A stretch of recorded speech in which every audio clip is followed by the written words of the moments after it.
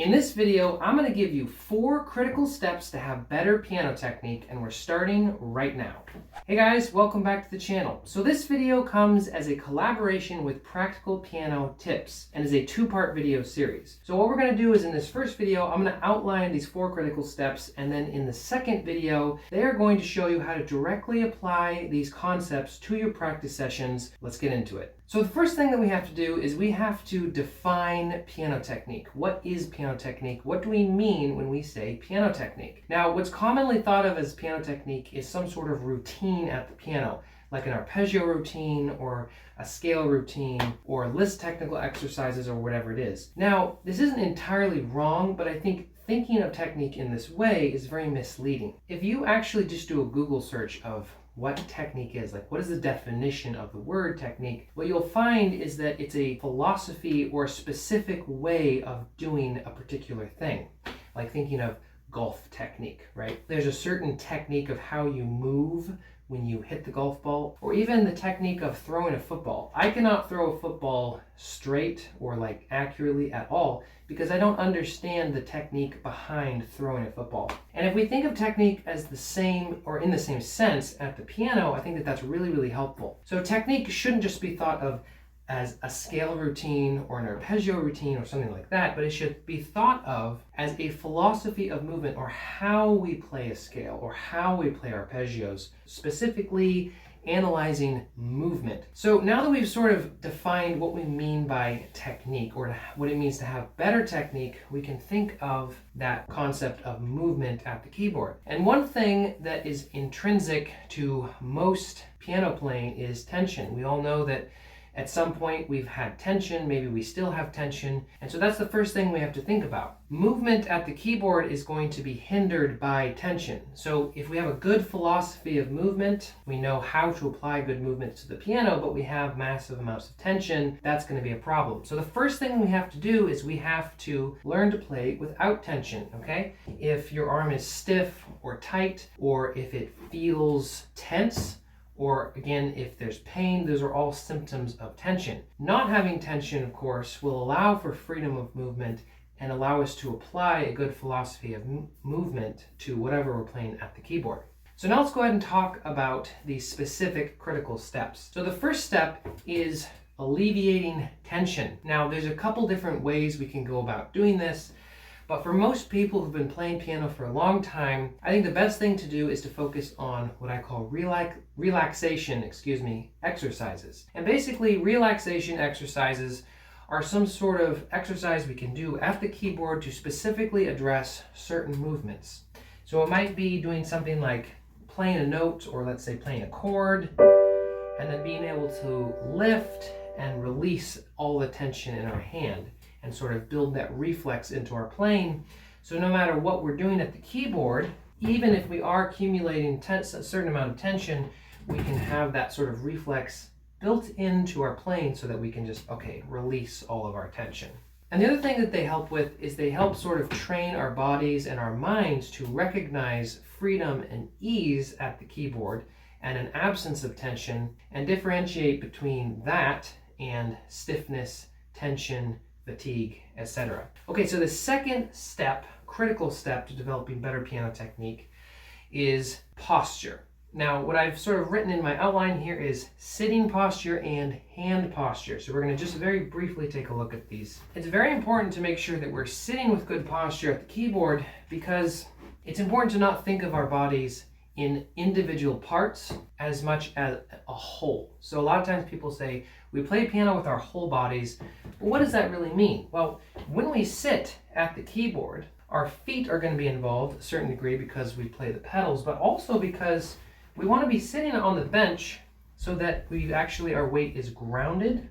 Okay, so my weight's somewhat forwards into my feet. If it's not like that, if I sit, for instance, too far back, it's very difficult to maintain good posture. There's more weight on the front part of my thighs really than on my sit bones. So that's an important concept to consider, is that in a certain sense that those parts of our bodies are being involved in playing, even just with sitting posture. And the reason why, of course, it's important to have our weight directly position between our feet and our sit bones, sort of balance between them, if you will, is that all of these muscles in our torso connect to other muscles that connect to other muscles. If we have tension in our torso, for instance, if we have bad posture, if I'm sitting like this and all these muscles in my torso and my back are having to strain and hold me up, what that means is that the muscles that connect to my shoulders and my neck and my upper arms, those are going to have a certain amount of impingement in their movement. And so we want to make sure that none of those muscles are tense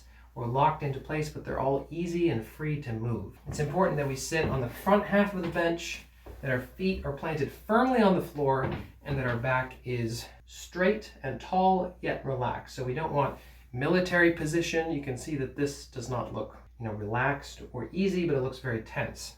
And then if we think of hand position, we want to do the same basic thing, okay? So if I do this, you can probably see that this doesn't look particularly easy or comfortable. It looks very, very awkward, and it is.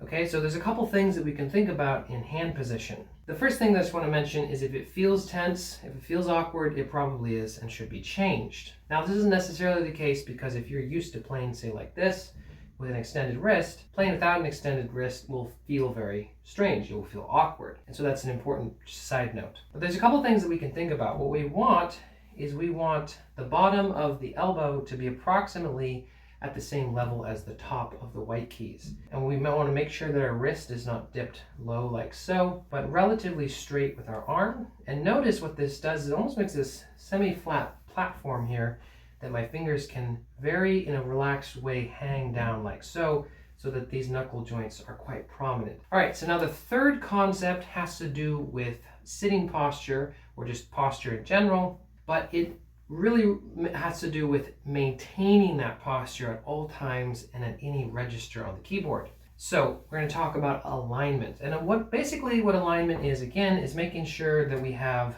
good posture at all places on the keyboard. So if I'm sitting here in the middle of the keyboard and I'm playing, say, an octave above middle C, my arm needs to be straight. Okay, this is not aligned. This is very out of alignment. Okay. You can think of drawing a line from your elbow to the tip of your third finger. So then if I'm going to play up here, you can see that technically speaking, I am aligned. You could draw a line between my elbow and the tip of my third finger, but notice that I can't really play the piano at an angle here. So I really need to be like this, okay? So I can keep that alignment and be in a good position to play the piano by doing this. This is awkward. Or even if we think of this, you can see that that's out of alignment. A lot of times people will play with extended elbows, which will cause a lot of tension in the elbow. When we do that, of course, there might be times where I have to play very low on the register. In order to get down there, I have to actually lean over. But notice that I'm maintaining as good of posture as I possibly can, even when I'm on that low register at the keyboard, by leaning over and keeping my shoulders flat, okay? Like so. This is very easy to maintain. It's not tense, it's not awkward. So the last concept that we're going to talk about, number 4, is to use arm weight and gestures or movements instead of only the fingers. And basically the idea here is that the muscles that move the fingers are very small and get fatigued very easily. If you've played the piano before and you've after a while become very tired in your arm and your hand, that's because you're relying only on these small muscles which get tired very easily. If we think of using gravity to put the keys down, okay, so my arm comes down and my weight is sitting at the bottom of that key, it requires very little effort from those small finger muscles. In fact, all they really have to do is stand up and support that weight, but they don't have to press really hard and continue pressing really hard. And then of course I can play up the keyboard and just shift that weight from finger to finger. So if I just play, I can just shift the weight up and down the keyboard. I can do that in a scale. It's very easy and efficient. And the other thing I mentioned, which is movement, okay, is how we connect that concept of arm weight, finger motion, and we can combine it together to make it really efficient and just clean and work really well. And that's where we have this sort of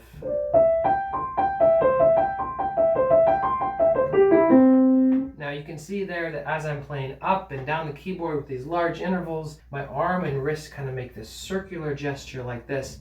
And that makes it really easy and efficient to be able to shift my weight from finger to finger, keep everything aligned. It's important to realize these arm motions also combine that third concept that we talked about and makes it really easy and efficient to move around the keyboard. So like I mentioned, in this video, I'm basically explaining and outlining these concepts. So make sure and go over to Practical Piano Tips and check out the other video, which is going to show you how to apply these concepts directly to repertoire. Links down in the description and a pinned comment. I hope that this information was useful and informative. If you have any questions, go ahead and leave those in the comments below.